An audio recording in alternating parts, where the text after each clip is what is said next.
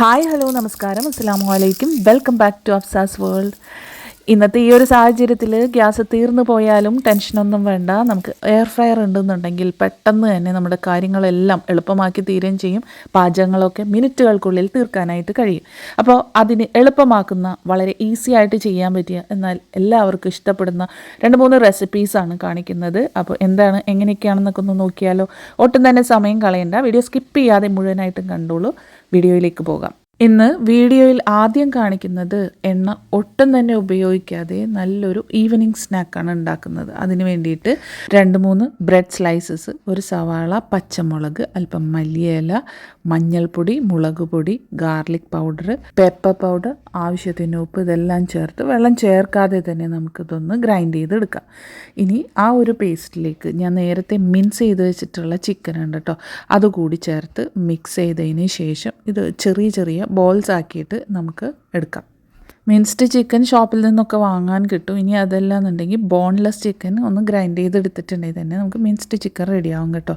അപ്പോൾ അതെല്ലാം നന്നായിട്ടൊന്ന് മിക്സ് ചെയ്തെടുത്തിട്ടുണ്ട്. ഇനി അതിൻ്റെ നടുവിലേക്ക് വേണമെന്നുണ്ടെങ്കിൽ ചീസ് ഉണ്ടല്ലോ, അതൊരു പീസ് വെച്ച് കൊടുക്കാം. എല്ലാന്നുണ്ടെങ്കിൽ ഇതുപോലെ തന്നെ നമുക്ക് ബോളുകളാക്കിയിട്ട് ബ്രെഡ് ക്രംസിലൊന്ന് കോട്ട് ചെയ്തിട്ട് നമുക്ക് എയർ ഫ്രൈ ചെയ്തെടുക്കാം. കുറച്ച് ഞാനത് ചീസ് ഉള്ളിൽ വെച്ചിട്ട് ബോൾസ് ആക്കി എടുത്തിട്ടുണ്ട്, ചിലത് പ്ലെയിൻ ആയിട്ട് തന്നെ. ഇനി ഇത് ബ്രെഡ് ക്രംസിലേക്ക് ഒന്ന് കോട്ട് ചെയ്തെടുത്തതിന് ശേഷം എയർ ഫ്രയറിലേക്കാണ് വെച്ച് കൊടുക്കുന്നത്. അതിന് മുമ്പായിട്ട് ഫ്രിഡ്ജിൽ വെച്ചൊന്ന് 1 മണിക്കൂർ 2 മണിക്കൂർ ഒന്ന് തണുപ്പിച്ച് അതൊന്ന് സെറ്റ് ആവാൻ വേണ്ടിയിട്ട് വെയിറ്റ് ചെയ്യണം കേട്ടോ.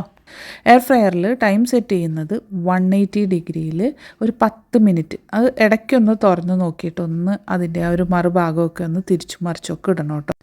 ഈ ഒരു ചിക്കൻ ബോൾസ് നമുക്ക് ഫ്രീസ് ചെയ്ത് കുറച്ച് നാൾ സ്റ്റോർ ചെയ്ത് വെക്കാനൊക്കെ പറ്റും. ഞാനിതിപ്പോൾ കുറച്ച് എയർ ഫ്രയറിലൊന്ന് ഫ്രൈ ചെയ്തെടുക്കുന്നുണ്ട്. അപ്പോൾ ഒട്ടും തന്നെ എണ്ണയുടെ ആവശ്യമില്ല.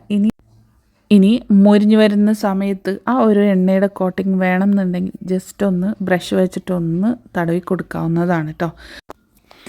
അങ്ങനെ ഞാനൊരു 12 മിനിറ്റിന് ശേഷം എടുത്ത് നോക്കുന്ന സമയത്ത് നന്നായിട്ട് മൊരിഞ്ഞ് അതിൻ്റെ ആ ഒരു കളറൊക്കെ മാറി നല്ല ബ്രൗൺ കളറായിട്ട് നമുക്ക് ചീസ് ബോൾസ് ഇവിടെ റെഡിയായിട്ട് കിട്ടിയിട്ടുണ്ട്. വൈകുന്നേരം ചായക്കൊപ്പം കഴിക്കാൻ പറ്റിയ വളരെ ഈസി ആയിട്ട് വീട്ടിൽ തന്നെ ഉണ്ടാക്കാൻ പറ്റിയ നല്ലൊരു ഹെൽത്തി സ്നാക്കിൻ്റെ റെസിപ്പിയാണ് കേട്ടോ അത്. അപ്പോൾ എന്തായാലും ഇപ്പോൾ ഗ്യാസൊക്കെ തീർന്നു പോയാലും ഈ ഒരു റെസിപ്പി നമുക്ക് വളരെ ഈസി ആയിട്ട് ഉണ്ടാക്കിയെടുക്കാൻ പറ്റും.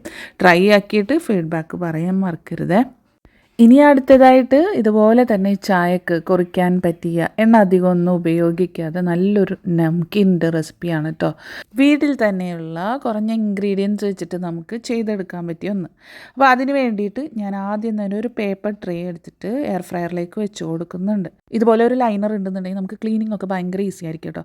ഇനി ആ ട്രേയിലേക്ക് ഞാൻ ഇട്ട് കൊടുക്കുന്നത് പൊരി, മക്കന, ലോട്ടസ് സീഡ് ഉണ്ടല്ലോ അത്, cornflakes, oats, almonds, cashew nuts, sunflower seed, pumpkin seed, മഞ്ഞൾപ്പൊടി, മുളക് പൊടി, അല്പം കായപ്പൊടി, ആവശ്യത്തിന് ഉപ്പ്, പിന്നെ ഞാൻ അവൽ മറന്നു പോയിട്ട് അവലിട്ടിട്ടുണ്ടേ. പിന്നെ 1 tablespoon flax seeds, olive oil 1 tablespoon, ഇതെല്ലാം കൂടി ചേർത്ത് നന്നായിട്ടൊന്ന് മിക്സ് ചെയ്ത് കൊടുക്കുക.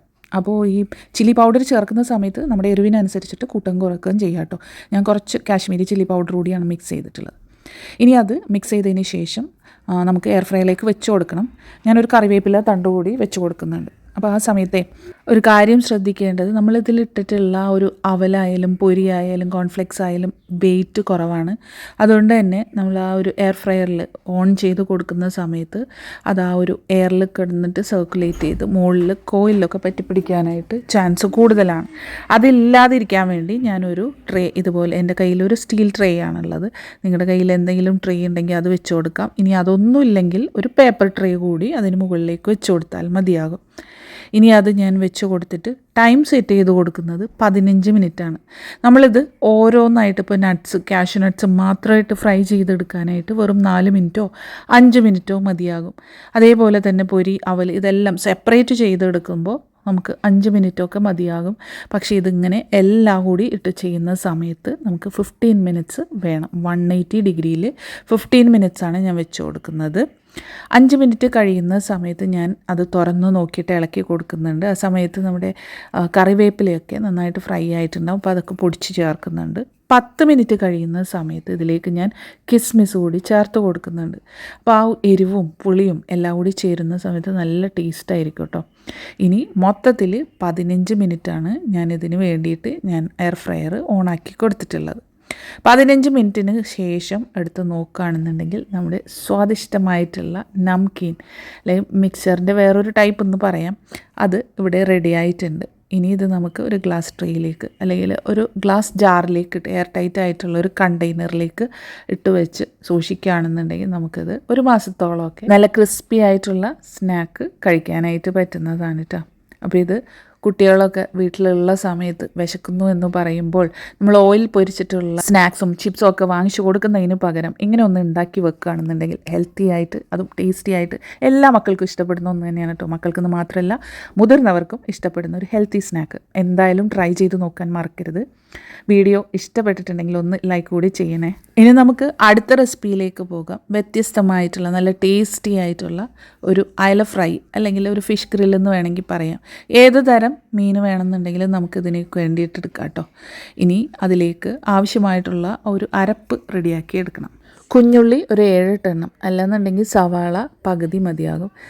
ഇഞ്ചി, വെളുത്തുള്ളി, പച്ചമുളക്, കറിവേപ്പില, ആവശ്യത്തിന് ഉപ്പ്, കുരുമുളക്, 1 ടേബിൾ സ്പൂൺ വിനാഗിരി ചേർത്തിട്ട് വെള്ളം ചേർക്കാതെ ഒന്ന് നന്നായിട്ട് അരച്ച് എടുക്കാം. ഇനി അത് നമുക്ക് കഴുകി വൃത്തിയാക്കി വരഞ്ഞു വെച്ചിരിക്കുന്ന മീനിലേക്ക് ചേർത്ത് മാരിനേറ്റ് ചെയ്തിട്ട് കുറഞ്ഞത് ഒരു അരമണിക്കൂറെങ്കിലും മാറ്റി വയ്ക്കാം.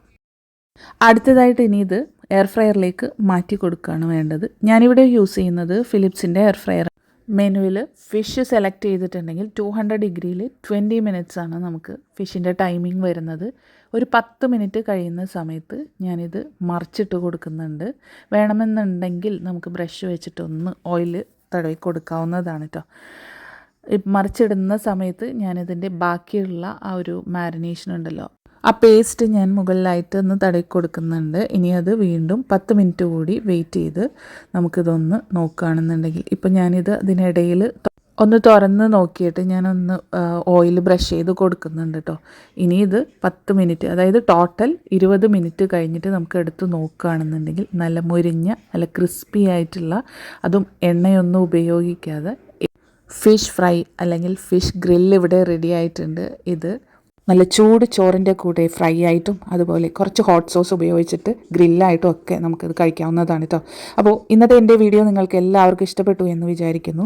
ഇന്ന് കാണിച്ച എയർ ഫ്രയർ റെസിപ്പീസ് ഓരോന്നും നിങ്ങൾക്ക് ഇഷ്ടപ്പെട്ടു എന്നുണ്ടെങ്കിൽ വീഡിയോ ലൈക്ക് ചെയ്യാനും അതുപോലെ മറ്റുള്ളവരിലേക്ക് ഷെയർ ചെയ്യാനും മറക്കല്ലേ ഫ്രണ്ട്സ്. അതുപോലെ സബ്സ്ക്രൈബ് ചെയ്യാതെ കാണുന്ന കൂട്ടുകാർ ഇനിയുണ്ടെങ്കിൽ ഒന്ന് ദയവേത് സബ്സ്ക്രൈബ് ചെയ്ത് കൂടി സപ്പോർട്ട് ചെയ്യാൻ മറക്കല്ലേ കേട്ടോ. സബ്സ്ക്രൈബ് ചെയ്യുന്ന സമയത്ത് തൊട്ടടുത്ത ബെല്ലൈക്കണിൽ 3 ഓപ്ഷൻസ് ഉണ്ട്. അതിൽ ഓൾ എന്നുള്ള ഓപ്ഷൻ ക്ലിക്ക് ചെയ്തിട്ടുണ്ടെന്നുണ്ടെങ്കിൽ ഞാൻ ഇനിയിടുന്ന വീഡിയോസ് നിങ്ങൾക്ക് അപ്പോൾ തന്നെ നോട്ടിഫിക്കേഷൻസ് ആയിട്ട് കിട്ടുന്നതായിരിക്കും. അപ്പോൾ ഇൻഷാ അല്ലാഹ് മറ്റൊരു വീഡിയോ ആയിട്ട് വരുന്നത് വരേക്കും എല്ലാ കൂട്ടുകാർക്കും താങ്ക് യു ഫോർ വാച്ചിങ്.